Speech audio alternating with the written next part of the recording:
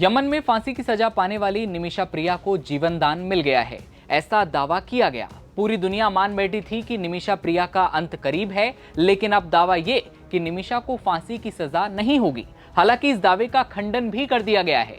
निमिषा की फांसी की तारीख गुजरने के बाद जब दावा किया गया कि निमिषा की फांसी की सजा को रद्द कर दिया गया है, तो एक तरफ परिवार ने राहत की सांस ली, लेकिन क्या सच में निमिषा की फांसी की सजा रद्द हो चुकी है? फांसी की रस्सी तैयार थी और कानून अपना आखिरी फैसला भी सुना चुका था। फिर किसने दावा किया कि निमिषा को फांसी नहीं होगी? फांसी की सजा रद्द होने के पीछे क्या है सच्चाई? आइए समझने की कोशिश करते हैं।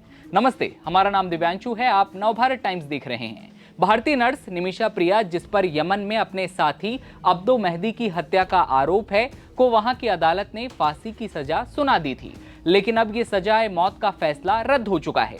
अब केरल की नर्स को यमन में फांसी नहीं दी जाएगी, इस तरह का दावा किया गया।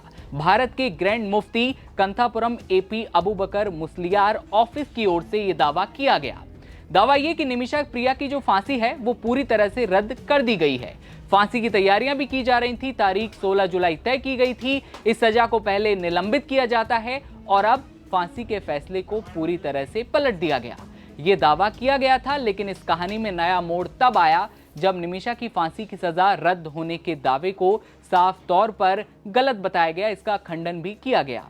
एजेंसी एएनआई ने जानकारी दी कि सूत्रों से पता चला है कि निमिषा केस में कुछ लोगों की ओर से साझा की जा रही जानकारी गलत है। निमिषा की फांसी रद्द होने के दावे में कहा गया कि इस फैसले को लेकर यमन की राजधानी सना में एक उच्च स्तरीय बैठक की गई। इस मीटिंग में तय हुआ कि मौत की सजा को रद्द कर दिया जाए, केरल की नर्स को यमन में फांसी नहीं दी जाए। लेकिन इस दावे के बाद एएनआई ने जो ट्वीट किया, उसने पूरी कहानी को बदल कर रख दिया। ट्वीट किया गया कि सूत्रों से पता चला है कि निमिषा केस में कुछ लोगों की ओर से साझा की जा रही जानकारी गलत है। बता दें कि निमिषा प्रिया की जान बचाने के लिए भारत के साथ साथ इंटरनेशनल लेवल पर भी कोशिशें की जा रही हैं। निमिषा प्रिया के परिवार ने भी इस मुश्किल घड़ी में जब बेटी को फांसी की सजा हुई हो तो उसे बचाने की उम्मीद नहीं छोड़ी। इतना ही नहीं, निमिषा की 13 साल की बेटी मिशेल भी उन्हें बचाने के लिए यमन की राजधानी सना पहुंची थी और अपनी मां को माफ करने की अपील भी की। ईसाई प्रचारक और डॉक्टर के पॉल ने निमिषा की बेटी की अपील का वीडियो भी जारी किया। इस वीडियो में मिशेल हूती विद्रोहियों से अपनी मां को माफ कर देने की अपील करती हुई नजर आती हैं। जानकारी के लिए बता दें कि निमिषा की फांसी की तारीख के ठीक एक दिन पहले उसे रोक दिया गया था। सरकार ने कहा था कि निमिषा के मामले में मदद के लिए हम यमन सरकार के संपर्क में हैं। सरकार के अलावा इस केस में अहम भूमिका निभा रहे डॉक्टर पॉल ने निमिषा को लेकर बड़ा दावा भी किया था। दावा यह किया गया था कि निमिषा की रिहाई होगी और वो भारत वापस लौट आएंगी, लेकिन ये महज एक दावा था। अब सवाल ये कि निमिषा को क्यों सुनाई गई थी फांसी की सजा? इसके लिए आपको साल 2008 में लेकर चलते हैं। केरल के पलक्कड़ में रहने वाली निमिषा प्रिया साल 2008 में एक नर्स के तौर पर काम करने के लिए यमन गई थी। वहां कई अस्पतालों में काम करने के बाद निमिषा प्रिया साल 2011 में केरल वापस लौट आईं और यहां टॉमी थॉम्स नाम के एक शख्स से शादी करती हैं। दोनों की एक बेटी होती है। और फिर आता है साल 2015, जब निमिषा ने यमन के नागरिक तलाल अब्दो मेहदी के साथ मिलकर एक मेडिकल क्लिनिक की शुरुआत की थी। लेकिन तभी कुछ अशुभ घटित होता है। साल 2017, जब मेहदी का शव एक वाटर टैंक में पाया गया और हत्या का आरोप लगा निमिषा पर।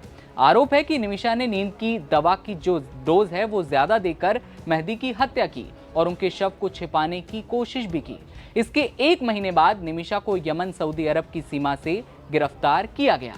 निमिषा के वकील ने दलील दी कि मेहदी ने निमिषा का शारीरिक उत्पीड़न किया और उसका पासपोर्ट भी जब्त कर लिया और निमिषा को धमकाया था। हालांकि इन सबसे इतर मेहदी के भाई ने इन आरोपों से इनकार किया। साल 2020, जब सना की एक अदालत ने निमिषा को मौत की सजा सुनाई।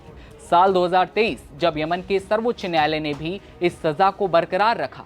मौत की सजा के ऐलान के बाद अब दावा किया गया कि निमिषा को फांसी नहीं होगी। फांसी की सजा को रद्द कर दिया गया है, लेकिन ये दावा पूरी तरह से गलत है, ऐसा एएनआई ने अब कहा है। खबर पर जो भी अपडेट आएगा आपके साथ साझा करेंगे। आपकी राय कमेंट सेक्शन में बताइएगा। अपनों का ख्याल रखिए और देखते रहिए नवभारत टाइम्स। नमस्कार।